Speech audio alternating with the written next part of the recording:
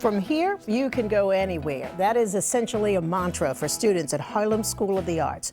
Dorothy Maynor founded HSA almost 60 years ago, and today it continues to serve thousands of students who are pursuing music, dance, theater, art, design, and so much more.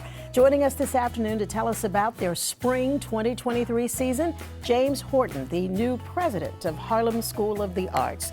Welcome to you. So nice to meet you, and congratulations on the new job. Thank you so much. It is really an honor and pleasure to be here today. Why was this the perfect fit for you? Everything I've done in my career, my background is in theater. I've gone into community-based arts education. I live in Harlem, have lived in Harlem for 20 years now, and raising my family in Harlem. So to work at my passion, to work with young people in my community, literally 6 blocks away from my house, was just everything to me. And what really everything. What makes the HSA experience, in your mind, so unique and so important for students? So HSA, 37,000 square feet, that was built in 1977 by Dorothy Maynor in a black community. Harlem, which I think of as the Mecca of arts, right? You come there, it is every single discipline under one roof. You're working with world-class instructors who look like you, and you're really digging into the arts, and not only the arts, but the history of the art that you're pursuing, which I think is a really rich and important as a young person starts to pursue their career as an artist or just engaging with the art as a recreational activity. And one of the things I've always liked about HSA's philosophy, I mean, I know we're, the theater, the dance, the music, it's all, but it isn't so much specifically about, it's really about the young people's whole life. So in a lot of ways, no matter what artistic discipline they may be pursuing, this really is about preparing them for their life down the road as well, right? That's right. And the model that we've adopted is holistic youth development, where we use the art to sort of interrogate and help a young person grow and build that confidence. But it's about the way that you move through the world. It's about the way that you interact with your peers. And one of the beautiful things about the programming is that because all of the disciplines are under one roof, you'll have a young person who may be doing dance, they'll come over and they'll do visual arts, and they may even do theater as well.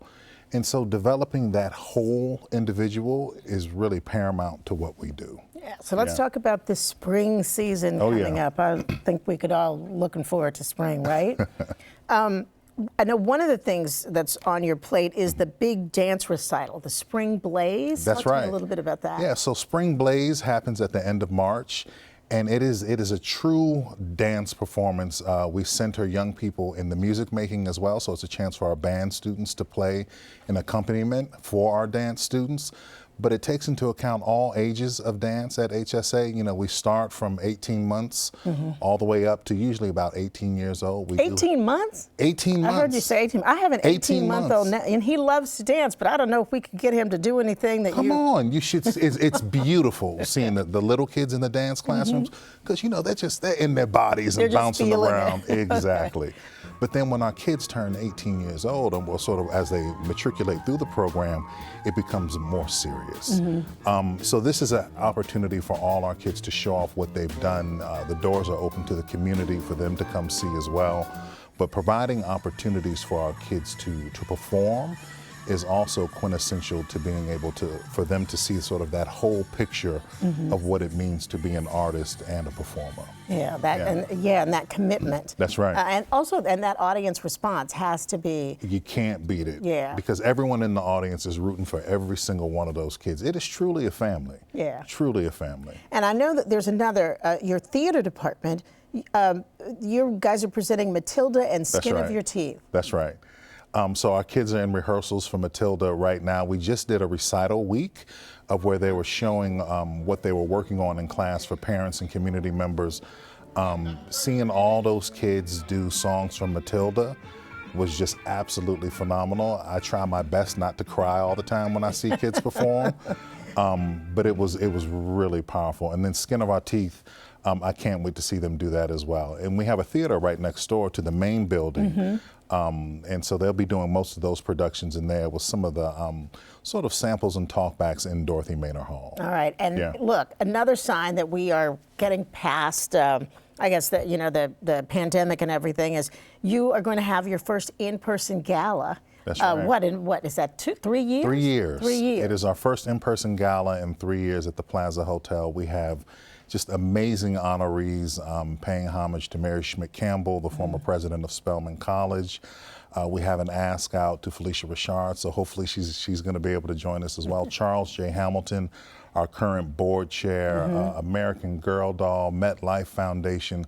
So it's really exciting to just bring everybody together and celebrate the work of HSA, and get ready for our 60th anniversary, which is right around the corner. You stole that from me. Right around the corner. Yeah, you're going to be celebrating Miss Maynard's, her vision. That's right. That's still alive all these years later. That's a big deal. It is a big deal, and the vision is alive and well. And one of the things that my colleagues and I talk about a lot is just thinking about where we've been, where we're going, and some of the things that we used to do that we don't do anymore. So how do we get back to basics, in essence, and just figure out how to have a deeper, stronger connection to our immediate community of Harlem, but then also what are the pathways to connect with the rest of New York City? Because HSA it's a phenomenal brand and experience that is very much rooted in joy and excellence. And we want to make sure to share that with everyone. You know, I was going to ask you, and I think you probably just gave us a glimpse of it. You've had the reins for about 3 months now. Right. And that's right. So, and I wondered, is there something that's part of your vision for HSA, some stamp that you'd like to put on, the organization and all of the great things that you already do there? Yeah, absolutely. So one of the things that I've been talking to my colleagues about as well is, Harlem School of the Arts is primarily an after-school and weekend program. What if we were to truly create Harlem School of the Arts in a K-12 experience rooted in Harlem, the mecca of creativity? So that is sort of my vision of visions, and being able to fully realize and support Ms. Maynor's vision of what it means to use creativity as the primary tool to empower and build up oneself, and to experiment and connect with each other. Yeah. I got a feeling I can hear her say, well, now you're talking. Right. Absolutely. No, seriously, that is, and now you put it out there. Yeah. So you're going to have to deliver. Help me to get there. Help me get there, absolutely. And we're going to send folks to hsanyc.org. You can find out more about the programs, what you offer, and the gala coming up May 1st, and as well as the other presentations, Blaze, the Spring Blaze, and also Matilda and Skin of Our Teeth. That's right. hsanyc.org. That's right. James Horton, it's a pleasure to meet you, and I know that we will see you again. Absolutely. Thank you so much for having me. Thank you. We'll be right back.